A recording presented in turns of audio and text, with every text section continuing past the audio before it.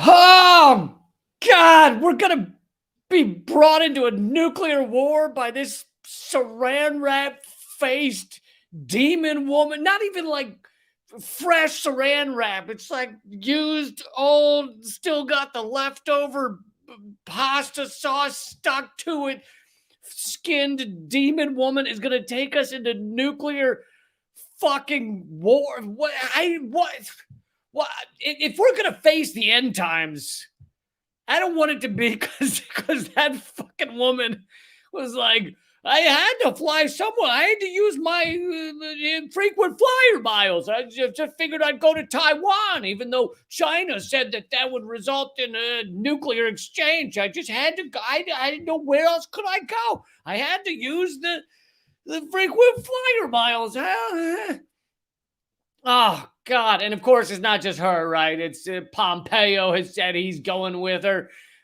Plenty of fucking Republicans are all in on this. In fact, they're teasing her. They're razzing her. They're like, if she doesn't go, she's bowing down to China. Oh, fuck you. Jesus Christ. We're all going to die over this shit. I mean, honest, of all the reasons, welcome everybody to a Moment of Clarity live stream. Thanks for being here. Thanks for joining me. Normally on Saturdays, as you know, Eleanor Goldfield joins me. However, she was on the Wednesday live stream, so she's not here today. But have no fear that we will persevere. We will get through this, even though there's no Eleanor Goldfield today. But yes, thank you all for being here and for being a part of this and for joining me. And I do these every Monday, Wednesday, Friday, and Saturday at noon Eastern, 9 a.m. Pacific. But let's get into it. Let's get into why this is pushing towards a possible accidental nuclear exchange, what it means. I think a lot of people are trying to parse those things because the shit you get from the mainstream media is it's just garbage. It's just fucking terrible. What they're, and of course, a lot of this has to do with the fact that the United States is a waning empire. I did a whole show on the reality behind, I've done multiple shows on the reality behind the global splitting of the economies, the fact that China and Russia, but really China and via proxy war Russia, but really China is the only country that is big enough and powerful enough to actually threaten U.S. hegemony. And so we're looking for everything we can to try and create these war situations because the U.S. is fucking over a barrel. Our global hegemony is being threatened, and the ruling elites, the ruling class, that war is the answer. And war also makes them tons of money. So anyway, but to begin with, I want to get into Caitlin Johnstone's article on this. She put out a newsletter on this, and I think it says a lot about what's going on here. So let's get to that. China is issuing the same red line warnings about Taiwan that Russia issued about Ukraine. One second. That Russia issued about Ukraine, House Speaker Nancy Pelosi has continued to pour gasoline on the foreign policy dumpster fire that is her planned visit to Taiwan next month, now reportedly encouraging other members of Congress to come along. Hey, we're doing something idiotic that could push for nuclear war, could push for some sort of hot war exchange. And so come along with me. Plenty of room on the plane. Plenty of room in the end times, aren't there? She's encouraging others to come with her.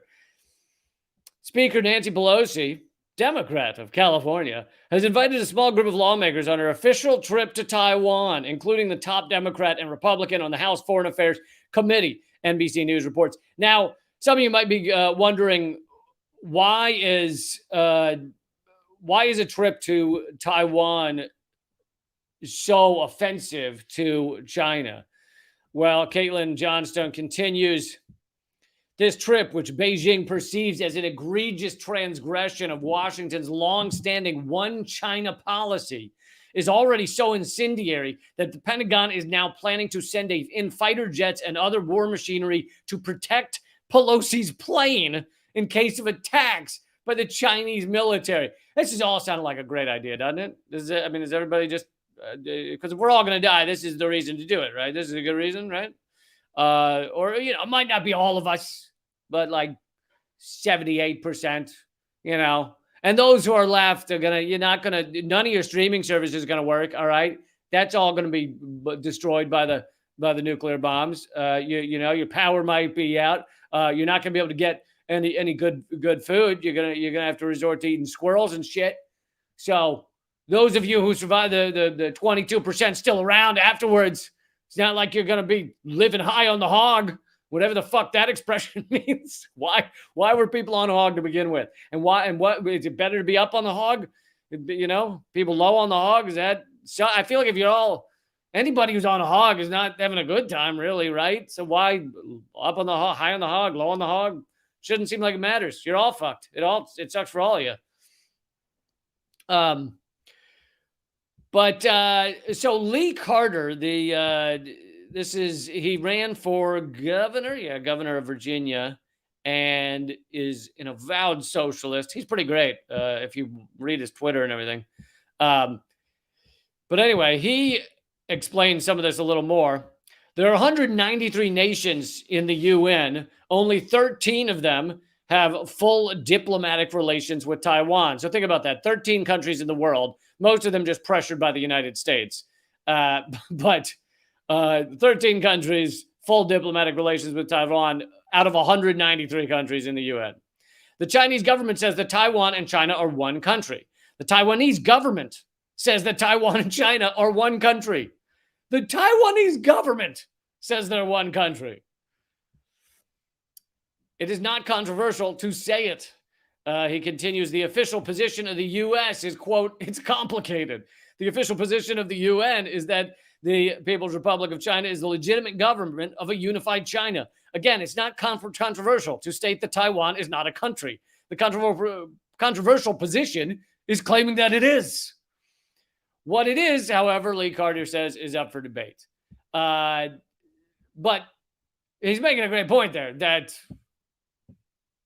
saying Taiwan's not its own country is not a controversial thing. It's what China believes. It's what the U.S. believes, because the U.S. says it's complicated. And 100 and whatever countries, 180 countries of the UN, all don't treat Taiwan like it's their own country. So the fact that Nancy Pelosi is doing a state visit to Taiwan is incredibly offensive to China. And it doesn't mean you got to love China. You don't have to be like, everything China says is right. I'm all on board. China all the way. You don't have to be like that to be like, hey, let's not accidentally slip into a nuclear war over this. How about that?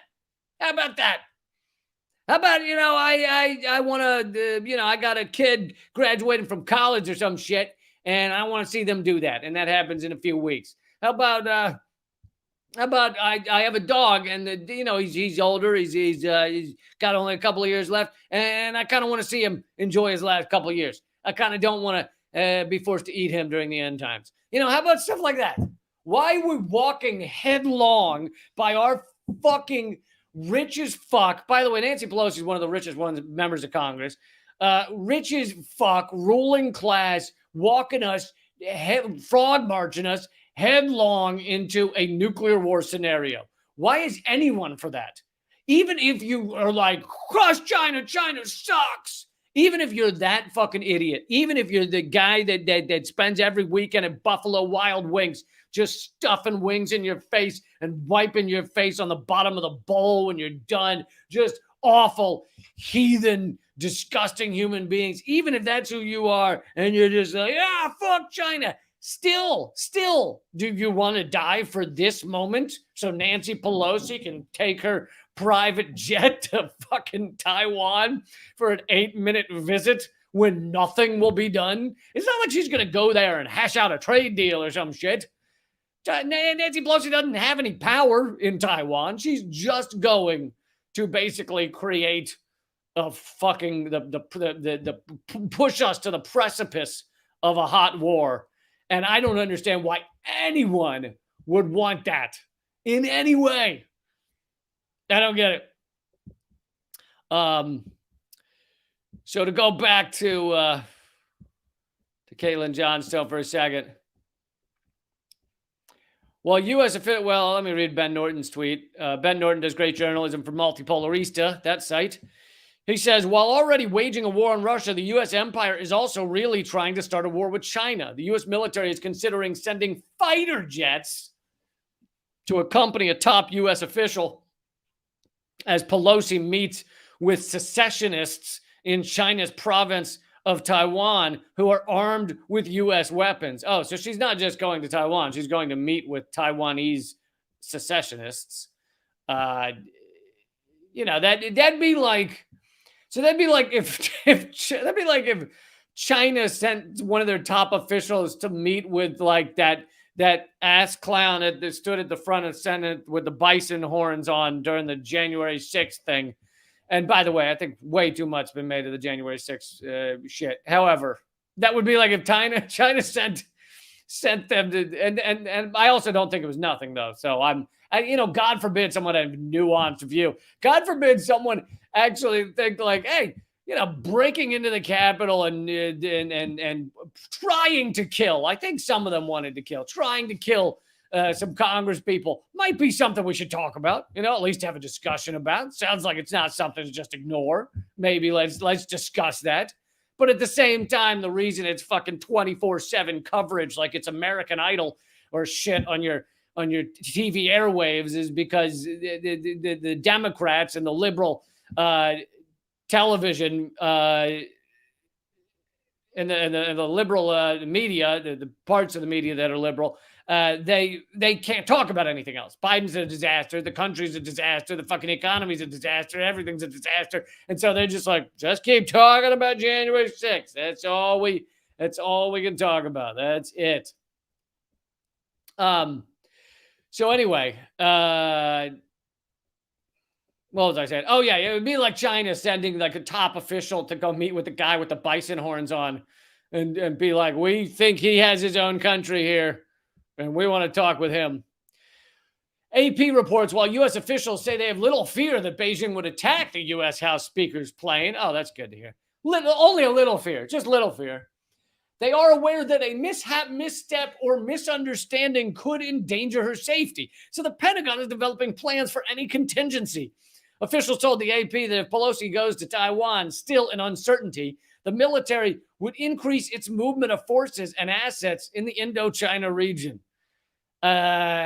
So pushing us closer to war, which pushes us closer to nuclear war. That's what that says. And that's from the AP. That's from the fucking mainstream media. So why? What does this accomplish for us? This is just a pathetic Hail Mary from a fucking waning empire and a ruling class that doesn't like that their hegemony is being challenged around the world. So they're just pushing every fucking domino they can. And who dies in your average war? Average people, right? The fucking workers, the non-rich, the non-ruling class, the non-Nancy Pelosi's, the people that don't have $100 million of that sweet fucking gentrifying real estate money that she's sitting on. Those are the people that die in most wars. Now, not in the nuclear exchange. In the nuclear exchange, you probably hit all sorts. Unless the ruling class knew the nuclear exchange were coming, and then they'd fucking head off to their little Epstein Islands that they each have.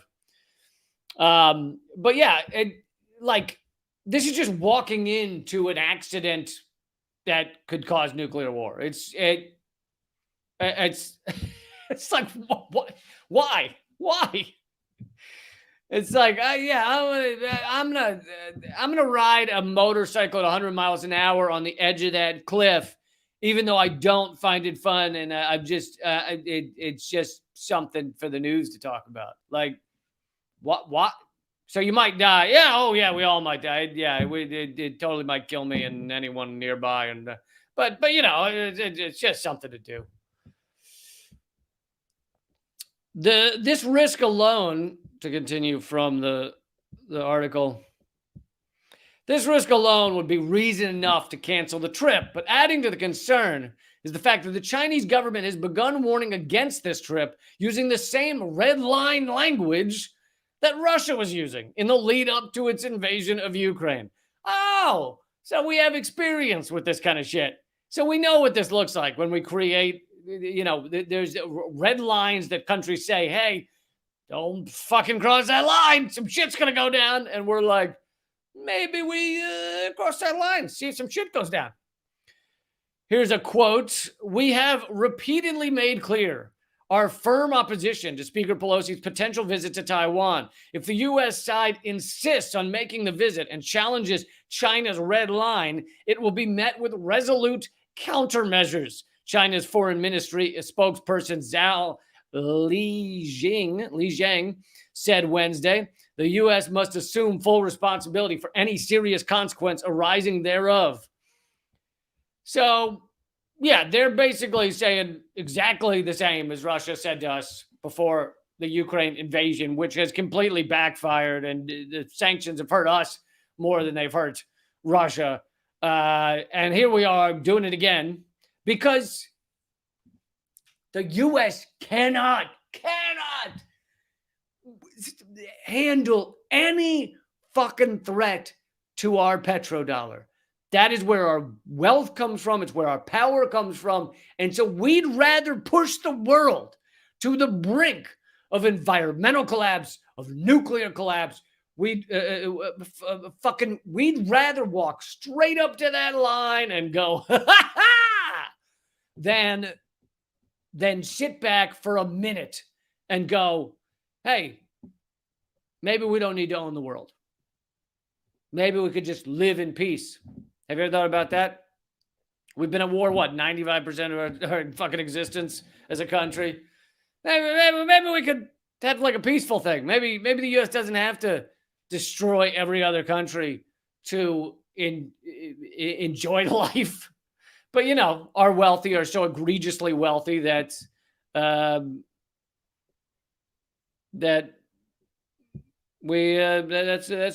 the only way to do it, right? Is to exploit other countries to a level that is truly unbelievable. And they're worried that will get threatened, that their power and wealth will get threatened. During the lead up to the invasion of Ukraine, Russia was issuing similar warnings using the same phrase. Putin warned over and over again that the West was taking Moscow's red lines on Ukrainian neutrality too lightly, and Washington brazenly dismissed those warnings while continuing to float the possibility of future NATO membership for Ukraine and sending weapons there and funding Nazis, etc. Quote, I don't accept anybody's red lines, President Biden told the press in December of last year when asked about the warnings. He's like, for example, there's a red line on my catheter bag that they say don't fill it over that mark. I don't care. I fucking do it. I'll do it. I'll do it all day long. I'll overflow that catheter bag. That's right. Way to go, Joe Biden. I don't respect anyone's red lines. Yeah. Why would I respect red lines that could just keep millions of people alive? Why would I do that? I don't care. So Biden's basically living the same way and running the country the same way Donald Trump did. I mean, Biden's not running the country. People around him telling him what to do. And Trump wasn't. Trump was running parts of the country, but, the Pentagon was doing what the Pentagon do, whether Trump was in office or anyone else. But, nowadays you got a circle of people that whisper in Biden's ears. He thinks it's the voices in his head, but it's actually other individuals. And he does what they're doing. But then he accidentally says things that they're like, whoa, we didn't mean, like when he said Putin needs to be taken out of power, which is basically admitting the U.S. is in a proxy war trying to get regime change in Russia, which you're not supposed to admit if you're the president of the United States. So he said that in his speech, and then everybody around him, all the little ants that surround him, go, "Oh no, he didn't mean that. He meant like in a good way." Like they always have to run around trying to correct Biden's idiocy. But these are all sociopaths, So they're all sociopaths running the show there. So it doesn't. That's why they're willing to do that. That's why they're willing to walk up to these red lines and dance on them. Anyway, that's what's going on right now with Nancy Pelosi leading us to even more to the cusp of nuclear war. By the way, the atomic scientists say that we're like 100 seconds to midnight being nuclear Armageddon, which creates a nuclear winter, killing, whatever, 85% of the world population or whatever the fuck it would be. I hope, listen, eat all of the fresh fruit you can now, because there won't be any. You'll be living off, whatever insects you can find under in the lampshade. Sometimes they get caught up in there. That's going to be a big source for you, source of dinner time for everybody soon. But yeah, they say that, and they were saying that before Nancy Pelosi was like, "I'm going to go to Taiwan and I'm going to just fucking push us all to the brink. Let's see what happens." What a fucking Jesus Christ. Anyway, I have other stories I want to get to. Thank you all for being here and for being a part of this. Please take a second to share this and to click the thumbs up, which helps the algorithm that fucking hates me and all that shit. I am the most censored comedian in America right now. For those who don't know, I had my main YouTube channel with 250,000 subscribers. That's banned globally. Over 1,000 videos banned globally. Podcast deleted from Spotify. Anyway, so please, if you enjoy what you're hearing and you want to see my stuff continue, share it, click thumbs up. Anyway, we got a couple more topics. I'm going to talk about Biden marching headlong into possible war with Iran, too. I'm going to talk about that. I'm going to get into the rise of the robots that are already fucking getting angry with humans and just like breaking their fingers and shit. So I have a story on that. And maybe if we have time, a little more on what's the fuck's happening on the ground in Ukraine. But anyway, we'll do one more topic, and then the rest of the topics will be at rumble.com/Lee Camp. That's rumble.com/Lee Camp. And it's free to watch there. So it's not behind a paywall. You can just go and enjoy it. Rumble.com/Lee Camp. All right. But let's get into Biden also, apparently, and our government. I mean, whenever I say Biden, you got to understand, I mean, our fucking government, it's not, the presidency in general does not run everything. Yes, they have some power, but there's a whole state apparatus. And we saw it with Trump, because Trump was so crazy that he did things that went against what the deep state, the Pentagon, necessarily wanted. And not, most of it was awful, but there were moments where he did something that I supported, like trying to create peace with North Korea. And whenever he would do something like that, you'd see the machine fucking get into motion and end whatever that was he was doing, pulling troops out of Afghanistan, pulling troops out of Syria. Each time they were like, whoa, and they fucking stopped it. And so you got to see, and it's amazing because the mainstream media basically tried to cover all of it up, but you got to see that how the machine stops a rogue president from behaving like a rogue president. And in case any of you were wondering, yes, Donald Trump, racist piece of shit, but racist, wealthy. Why would anyone support any billionaire? Any or 100 millionaire in Pelosi's case? Why would you ever? It's us versus them. It's the workers and the non-millionaires versus the 1% or the 0.1% are usually making the decisions. So don't support any of them. Don't be like, oh, no, this billionaire, this one, I got a good feeling about this billionaire. This billionaire knows. He knows what's going on. This billionaire, he likes people. And he feels differently. This billionaire, he yes, he made his billions destroying people like me and my family. But that aside, he likes us. He's going to help us. He's going to do good things for me and my family. Now that we gave him the billions of dollars, he's going to do nice stuff for us. Anyway, but here is Biden and our state in general also marching towards war with Iran. This article by Ted Snyder, and it's a popularresistance.org, great site. Why is Biden joining the warpath against Iran? The president signed an agreement saying it would use all elements. I guess he means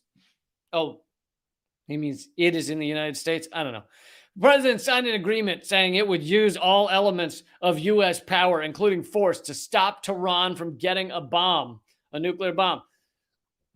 And at first they talk about other mistakes Biden has made, such as saying at the end of a speech that we needed to take Putin out of power, and the White House fixers had to walk back Biden's threats.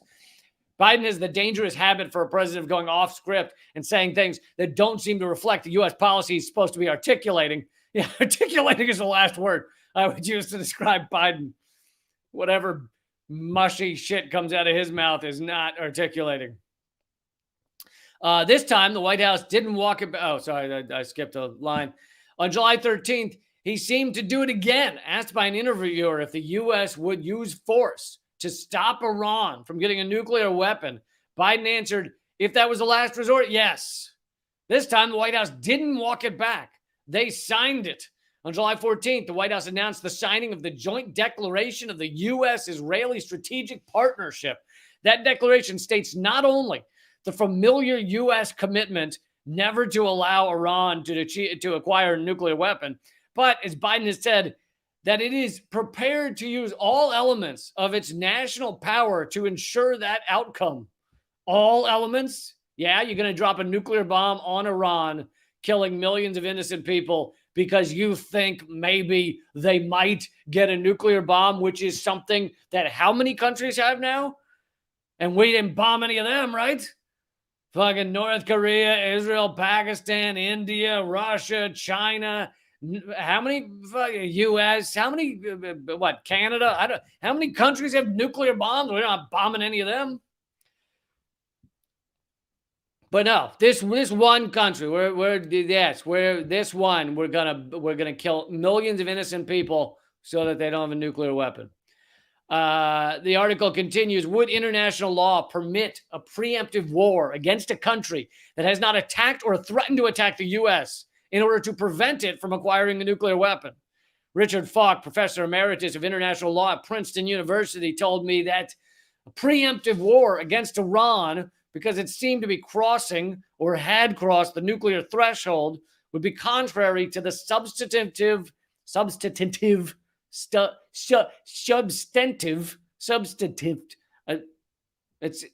another one of the words impossible to say. It's impossible to say sober as I am now, and it makes you sound drunk, but I think if you're plastered, you can say it right.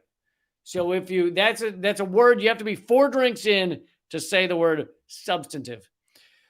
Contrary to the substantive provisions of the UN Charter and international law. And I love the idea that this article, it was sweet of this article, care whether the U.S. breaks international law. We don't give a fuck about it. When was the last time we gave a flying shit about international law? We literally torture people. That international law is pretty cut and dry. No torture, right? But here we are. We tortured people. We're dropping bombs endlessly on innocent people. We're assassinating people. We assassinated Iran's top general. All of these things are against international law. Since when has the U.S. last cared about international law? Please.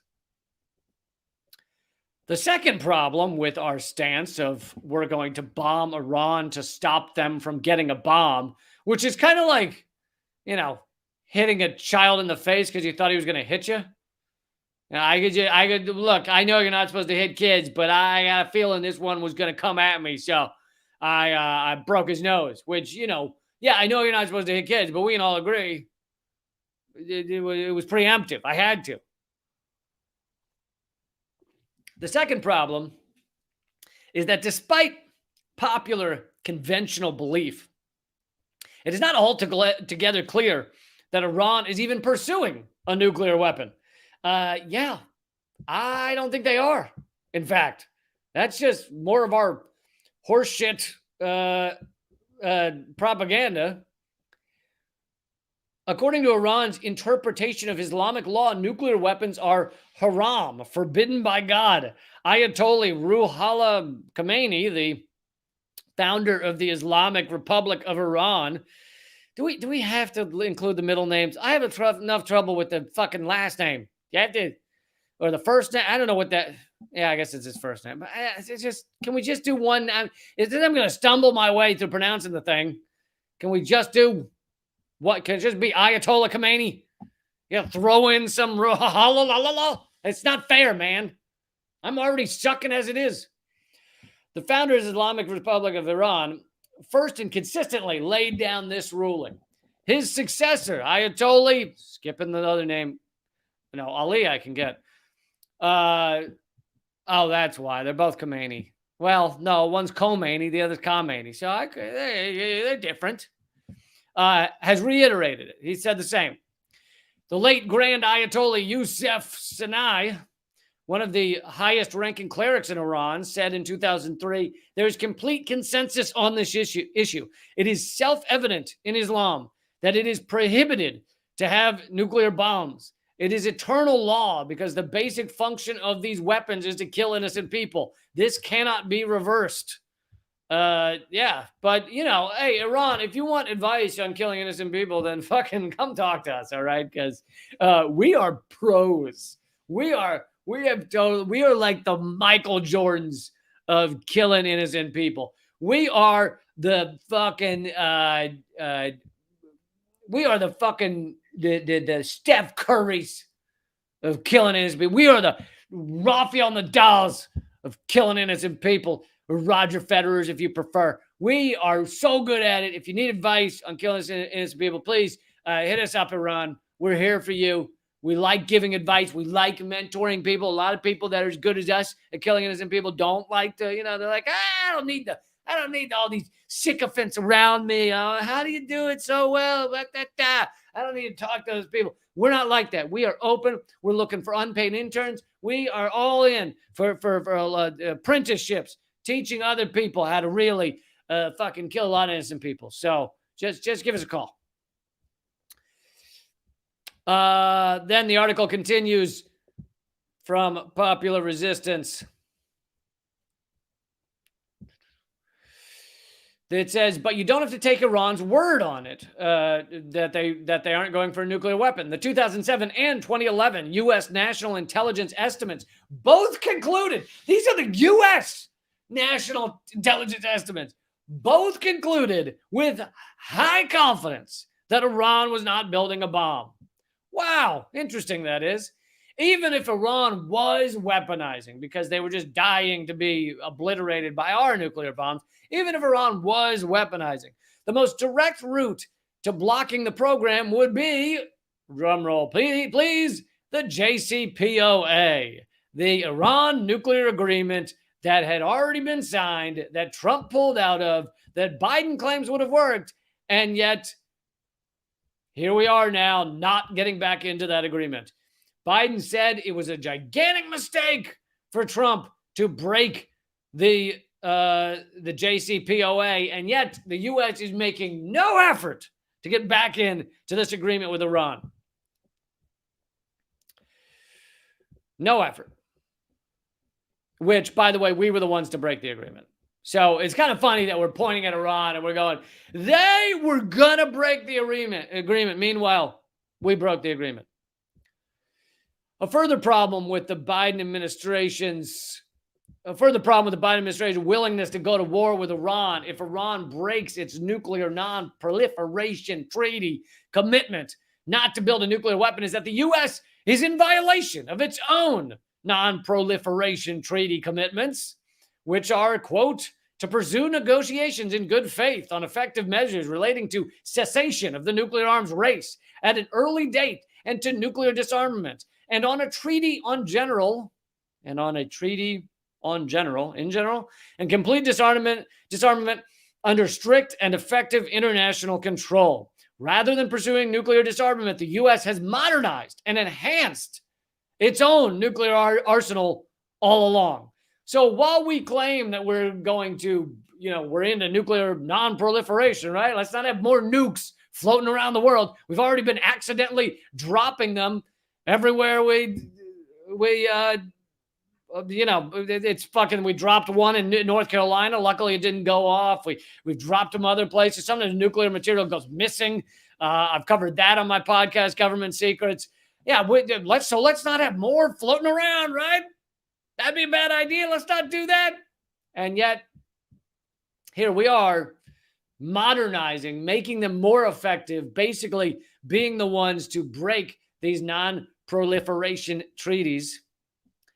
Finally, there remains the question of why the U.S. would go to war with Iran if Iran were to pursue a nuclear weapon. Why Iran? Aside from the war to ostensibly stop weapons of mass destruction in Iraq, which it's nice of this author to go with that ostensibly, but we all know that's not why they went into Iraq. They went into Iraq because Iraq dropped the dollar. They were working towards creating a system of selling oil that was not reliant on the U.S. dollar. But on top of that, you have that the U.S. just wanted to not have a powerful entity in that region, etc. But the biggest reason is that Iraq, Syria, Libya, they all pulled outside of the petrodollar system. So we had to destroy them. Anyway, the U.S. has never gone to war to prevent any other country from obtaining a nuclear weapon. The U.S. has promised to keep nuclear programs of friendly countries secret. We, in many ways, still to this day, kind of pretend Israel doesn't have a nuclear bomb. There was one or two statements by the Pentagon where they admitted it, but it would seem like it was kind of accidental. Obviously, Israel has nuclear bombs. But we have gone to great efforts to try and conceal the nuclear bombs of our allies. Meanwhile, we say we're going to go to war and kill innocent people to stop other countries from getting nuclear bombs, specifically Iran. After India acquired the bomb, China helped India's rival Pakistan to acquire a bomb of its own. The U.S. turned a blind eye to Pakistan's efforts in exchange for Pakistan's crucial assistance in Afghanistan. Washington even sold Pakistan the F-16 jets that would become part of its nuclear strike force, as reported by Andrew Small in the China-Pakistan axis. Even North Korea, a declared adversary, has not been targeted for war. I mean, they've kind of been targeted for war, but we haven't yet bombed them. Has not been targeted for war or for all elements of U.S. national power for its nuclear weapons program. We've certainly tried to kill them with economic war, but we have not actually bombed them because, well, I was about to say because we're not idiots and we know that they would fire nukes back at us or at some ally in the region. But we are idiots. If you look at Nancy Pelosi's trip to fucking Taiwan, all of these concerns highlight the danger and the absurdity of the Biden administration's commitment under the newly announced Jerusalem U.S.-Israel Strategic Partnership Joint Declaration. Oh. So basically the U.S. is marching into nuclear war in multiple ways. Maybe it's just that the ruling class sees the writing on the wall that climate change is killing everything. And they figure the only way to stop or slow climate change, because they're not going to drop the petrodollar, right? You can't stop using petroleum. Can't harm our hegemony that way. So we're going to keep using fossil fuels. And so climate change is going to go unchecked. And maybe they just figure the only way to slow it down is a nuclear winter. Maybe that's their thought process. let's just have a nuclear war. Will, probably 20 million of our people die in the coming years after from radiation, cancer, etc. And, probably 20 million in the other country, whatever country we select, they die. And, maybe there's 3 or 4 other countries get involved and 20, 40 million of their people die. But at the end of it, we got a nice nuclear winter that'll really cool things off. It'll just cool things off because it has been steamy. So, it'll just be nice to have like just 20 to 50 years of like a new ice age and all the crops dying. And you can sit out on your porch without fucking be stripping down to your undies and sweating into your iced tea, sweating into your mint julep. It'll be so nice. So maybe we'll just march into a nuclear winter. That'll be good. All right. So there's a little update on Biden. I was going to say marching towards war with Iran, but Biden can't march. He can't lift his legs that high. Marching involves a lot of, you got to get the knees up, if you're really going to march. So it's more of a scuttle, an awkward half tripping scuttle. So, Biden is scuttling us towards nuclear war with Iran or nuclear war with China. And who knows, if we were to bomb Iran to stop them from getting a bomb that it doesn't even seem like they're really trying to get, who knows who would jump into that battle in defense of Iran. So now we end up in war with Russia, end up in war with China. But anyway, so Biden is awkwardly scuttling us towards nuclear war in multiple regards, in multiple ways. But there is a little hope in that Biden generally, you ever see those videos of him? He doesn't know where the door, like the exit is on the stage or where he's supposed to go. So he often just kind of wanders off in the wrong direction. And then he, scuttles or shuffles back to the other. Well, there is a little bit of hope that in his scuttle to his shuffle towards nuclear war, that he accidentally goes the wrong direction. So there's a little hope there that he heads towards the wrong door. All right, so I want to get into the rise of the robots. Yes, they are already getting angry with humans and breaking their fingers. And I'm going to get into that story in a second. This will continue, and also a little more on Ukraine. This will continue at rumble.com/LeeCamp, RUM. I'll type the word rumble into the chat in case people don't understand. But rumble.com/LeeCamp. Just go there.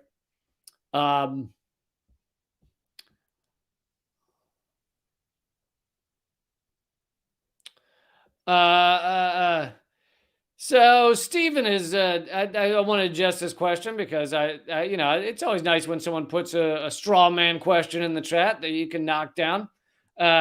Stephen says, Lee Camp needs to address how leftists are champions for LGBTQ plus rights, but defend Iran who kill and torture people for being gay. There's a difference between believing that the United States does not have a fucking leg to stand on when it comes to being morally superior to any other country. When we have killed this is the actual number, okay? This is not an exaggeration. 6 million people, almost exclusively innocent people, but 6 million people over the past 20 years with the war on terror. 6 million have died. We are not the arbiters of human rights. We can't sit here while murdering men, women, children, drone bombing fucking wedding parties, and General Mattis saying he'd do it again in a second. We cannot sit here and go, yeah, but we're going to tell this other country that they're not doing it right. Now, I am fine with people criticizing governments that execute people for being gay, that have actual human rights abuses as opposed to just propaganda bullshit that the US produces. I am fine with people criticizing that. But guess what? You can have both thoughts in your head at the same time because we're adults, right? So we can believe the US cannot be bombing Iran, bombing innocent people, assassinating Iranian generals that could lead us to war that kills innocent people. We can believe that is a no-no while also believing that murdering gay people is a no-no. You see? You can believe both things at once. But, this is a classic like straw man argument of like I'll pretend that if you support gay rights, LGBTQ plus IA rights, then you have to want to bomb innocent people in Iran. What? That's fucking idiotic. But they'll use arguments like that because they don't actually they don't actually want to debate you on the merits of the reality, so they have to come up with shit like that. All right, folks. The other streams are about to stop, like you sneezed while you're peeing. They're about to stop. However, rumble.com/Lee Camp will continue. So I will see you there. Also, if you enjoy this and want to see these videos more and think they're important and think I should not be the most censored comedian in America, then please go become a member at leecamp.net. That's leecamp.net. It will forward you to my locals page, which is like Patreon. leecamp.net. You get exclusive content. You get exclusive Q&A every Friday with me. So please do that. All right. Let's go to rumble.com/Lee Camp. Hold on a second. I have to end the other streams.